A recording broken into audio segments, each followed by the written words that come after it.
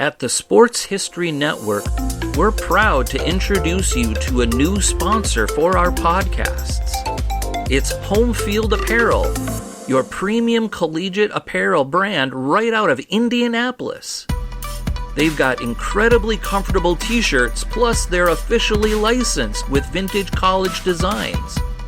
They have over 150 plus colleges available now and always adding more. Homefield digs through the archives and history of your school to find unique logos, mascots, and moments to make thoughtful designs for your school. When you shop today, new customers can get a 15% discount off their first purchase using the promo code SPORTSHISTORY at checkout. You can learn more at homefieldapparel.com.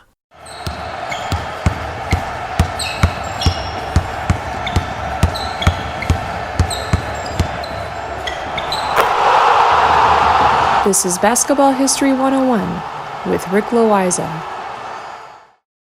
Welcome back to award-winning Basketball History 101, part of the Sports History Network. I am your host, Rick Loayza, and this is the podcast where we bring to life some of the forgotten stories from basketball history. We are bringing old-school basketball to a new-school audience. And today we bring you the story of the time that Larry Bird played a game left-handed. Of course, just so that I am perfectly clear, Larry Bird is right-handed, but sometimes he needed an extra challenge to stay mentally engaged with the game. He sometimes got bored with destroying other teams. One time, the Celtics were playing against Manute Bol, who was 7'7" or 231 centimeters, and Bird thought that Bol would make a good challenge. Bol was, and still is, the tallest player to ever play in the NBA. He was later tied by George Mirasan as the two tallest players in league history. But anyway, Bird thought that it would be fun to have all of the Celtics players put $100 into a pot, and the winner of the money would be the first player who could block Manute Bol's shot. Bol was never a great scorer. As a rookie, he only took 3.5 shots per game, so he did not give other players that many opportunities to block his shot.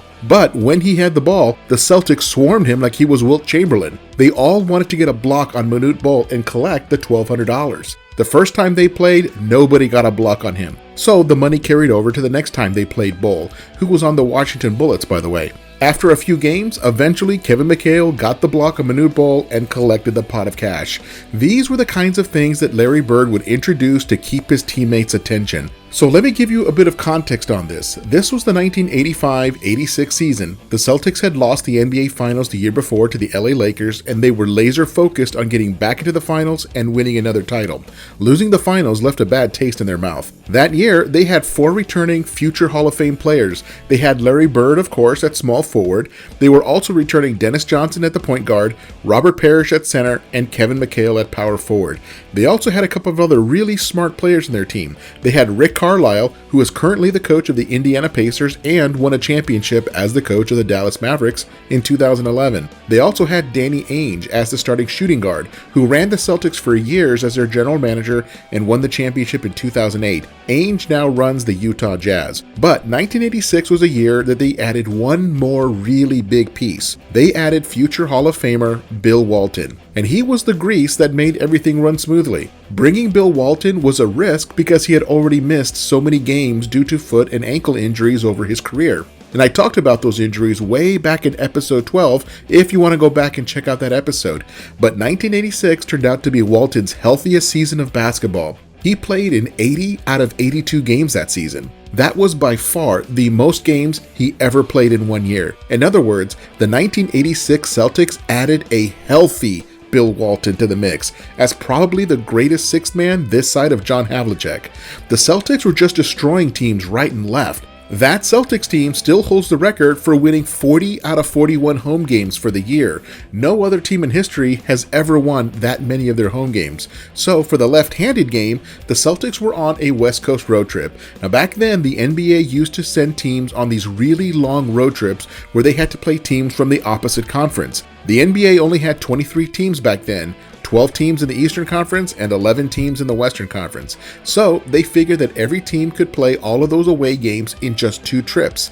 That means that every team had to make 2 trips of at least 6 games in length, and sometimes even 7 if they threw in some road games from their own conference. Today, the NBA limits all road trips to just 5 games maximum. So anyway, the Celtics were in the middle of a 2-week-long 7-game road trip to the West Coast. They had already played the Sacramento Kings and Seattle Supersonics on this trip.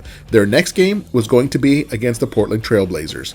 Heading into that game against the Blazers, the Celtics had a record of 39 wins and just 9 losses. They had the best record in the league, and Larry Bird was getting bored. During the post-game press conference after the Supersonics game, he told reporters that he was going to play the next game against the Blazers left-handed. And just to clarify, he said that he would play left-handed through at least 3 quarters. He would switch back to his right hand if the game was close in the 4th quarter. In preparing for this episode, I watched a bunch of highlights from that game, and he was shooting almost everything left-handed.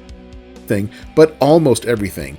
No player just starts shooting long jump shots with their opposite hand unless their name is Kobe Bryant, who once made a 3-pointer with his left hand when he was dealing with a right hand injury. Now this is a good place to take a break, and I'll be right back with the details of the actual game right after this.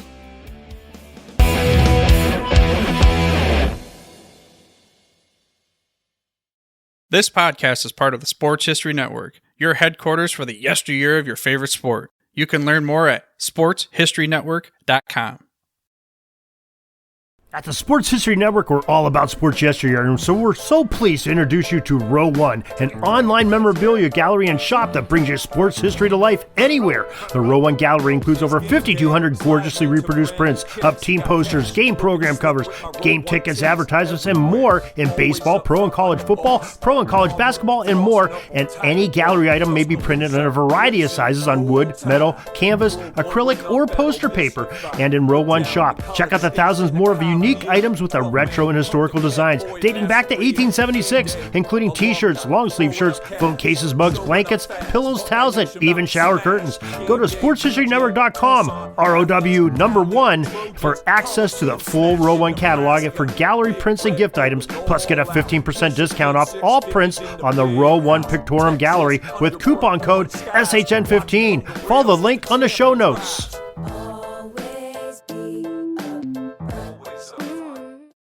Welcome back to the show, and let us continue with the story of the game where Larry Bird played left-handed. The date was February 14th, 1986, Valentine's Day.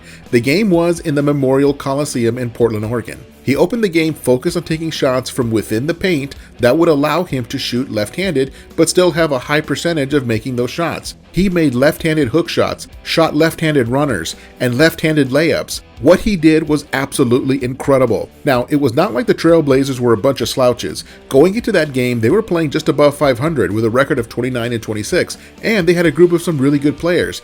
They had Kiki Vandeweghe, who scored 38 points in this game for the Blazers and was one of the great scorers in the NBA. They also had Jerome Kersey, Terry Porter, and Clyde Drexler. Those last 3 guys were the core of the Blazers team that would go to the NBA Finals in 1990 and 1992. And just like every other team, they had absolutely no answer for Larry Bird. He had about as many shots in his bag of tricks as any player who ever came along in the NBA. As I mentioned before, he was hitting layups, runners, hook shots. He even had a left-handed dunk. But as I said, he did not shoot every shot left-handed. He took his long jump shots with his right hand, which makes sense because in the heat of the moment, players are going to shoot the ball the same way that they have been practicing thousands and thousands of times. Larry Bird was really filling it up as his point total got into the 30s and then into the 40s. The Blazers hung in there and battled with all that they had. Mostly it was Vandeweghe who kept the Blazers in it. You may not be familiar with Kiki Vandeweghe, but back in the 1980s, he was almost as unstoppable as Larry Bird. Believe it. At the end of the 4th quarter, the Celtics were down 107-109, and they needed a basket to send this game into overtime. With around 10 seconds left in the game, Dennis Johnson was bringing the ball up the right side very quickly to give his team a chance to tie the game. From the right corner, he swung the ball to Larry Bird on the wing, but Jerome Kersey was playing Larry Bird tightly at the three-point line. Bird was not going to be able to shoot the 3 for the win. He fakes right and gets Kersey off balance and then drove to the basket left-handed, yes, left-handed, and then he stops at the free throw line and shot the ball with his right hand to tie the game with just 6 seconds left. When he talked to the reporters the night before in Seattle, he said that he would use his right hand if the game was close in the 4th quarter, so he gave himself that out. So he was definitely taking that last shot to tie the game with his right hand. There was no time for messing around. And even though Larry Bird liked playing these little games within the game in order to keep himself motivated, nothing ever came before getting the win. The victory was always the most important thing to players like Larry Bird. The Celtics and the Trailblazers went into overtime, and the game was very close the whole way. The Celtics ended up winning the game by a score of 120 to 119. Larry Bird finished with a game-leading 47 points in 49 minutes of action. He only sat for 3 minutes of the entire game, but that was Larry Bird. They got the win, and they flew down to Los Angeles where they would play the Lakers just 2 nights later. Larry Bird played that game right-handed. He was not going to mess around when facing Magic Johnson. Facing the Lakers was all the motivation that he needed, and the Celtics won that game too. It was just an incredible performance in Portland that night. That is why I consider Larry Bird to be one of the top 10 players in NBA history. Now, I'm not completely sure where I'd place him within the top 10, but for sure, he is in the top 10. The Celtics were so good that year that Larry Bird still jokes that the 1986 Celtics were the best team he ever played on, and that includes the 1992 Olympic Dream Team when he played with Magic Johnson, Michael Jordan, and Charles Barkley. The Celtics completely dominated the playoffs that year. They lost only 1 game on their way to winning the Eastern Conference. In the finals, they faced the Houston Rockets, who did not have the necessary experience to take on a team like the Celtics. The Celtics won the series 4-2 and clinched Larry Bird's 3rd championship of his career and the 16th overall championship in Celtics team history. And remember that this game against the Trailblazers was a game where Bird was challenging himself for fun. You did not want to face Larry Bird after trash-talking him. He was as tough as Michael Jordan when you trash-talked him. Well, that's it for today. Join us next time when we share a profile on the highest-scoring twins in NBA history. They are Tom and Dick Van Arsdale. Together, they scored nearly 30,000 points in their NBA careers, way more than any other set of twins in league history. That's next time on Basketball History 101, part of the Sports History Network, the headquarters of Sports Yesteryear. Go to sportshistorynetwork.com to find out more about this and other sports history podcasts. If you like what you hear, please hit that subscribe button wherever you get your podcasts, and check out our page on Facebook. It's called Basketball History 101 Podcast. There you will find shorter historical posts as well as comments and discussion starters on today's game. I'll also announce there when new episodes come out. I want to thank my producer and editor, Jacob Loayza. Join us each week as we continue to mine the history of basketball for more great stories from the past. Take care, and see you soon.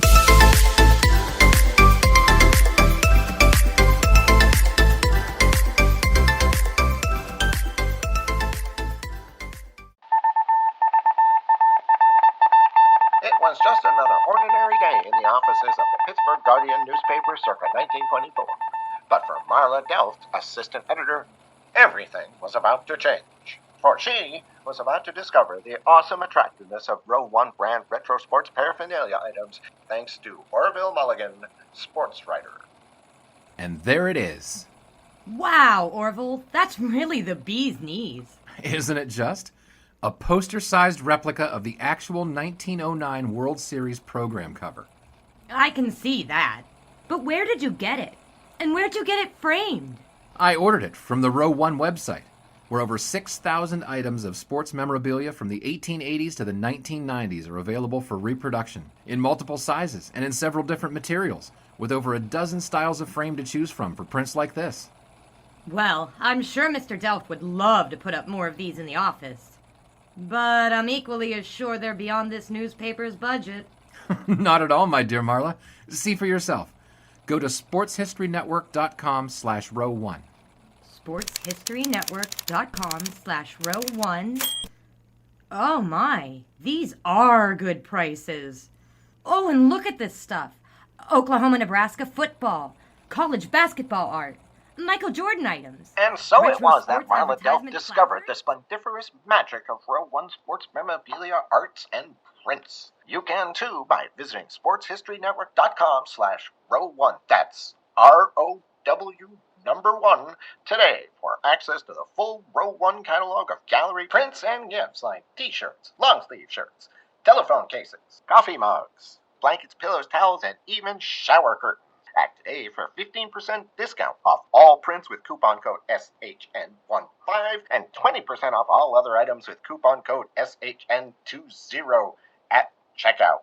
And keep your dial locked to the Sports History Network for the exciting chronicles of the 1920 sports world in Orville Mulligan, sports writer. Coming soon.